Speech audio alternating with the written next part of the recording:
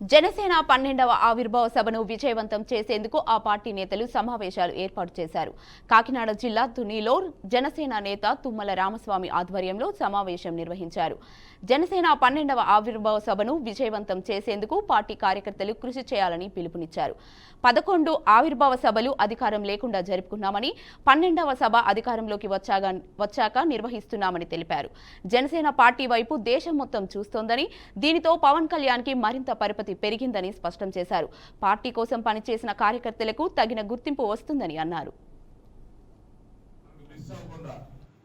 రేపు జరగబోయేటువంటి ఆవిర్భావ సభ కోసం ఇది గత 11 ఆవిర్భావ సభలు మనం అధికారంలో లేనప్పుడు మనం పోరాట యాత్రలో ప్రజా పోరాట యాత్రలు చేసుకుంటాం మన నాయకుడి వెనుక జరుపుకున్నటువంటి ఆవిర్భావ సభలు. కాకపోతే 12వ ఆవిర్భావ సభ మనం అధికారంలో పనిచేసుకుంటా ఉన్నాం. మన కూటమి నాయకత్వం అధికారంలోకి వచ్చిన తర్వాత మొట్టమొదటి ఆవిర్భావ సభ ఇది. ఖచ్చితంగా దీనికి అశేషమైనటువంటి జనవాహిని రాష్ట్రం యావత్తు రాబోతా ఉంది. ఖచ్చితంగా మీరందరూ అందులో భాగస్వాములు అవ్వాలని మనస్ఫూర్తిగా కోరుకుంటా ఉన్నాం సోదరులారా. దానికి కారణం ఆంధ్రప్రదేశ్ రాష్ట్రమే కాదు, తెలుగు రాష్ట్రాలే కాదు, యావత్ భారతదేశం జనసేన పార్టీ వైపు చూస్తా ఉంది.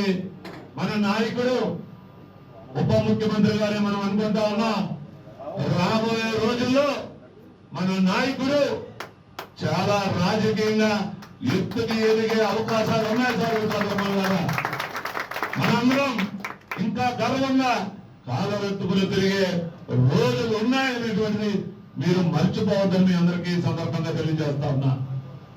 పార్టీ మన ధ్యేయం. జనసేన పార్టీని నమ్ముకున్నాం కాబట్టి ఈ రోజు మనం గర్వంగా తిరగలుగుతా ఉన్నాం.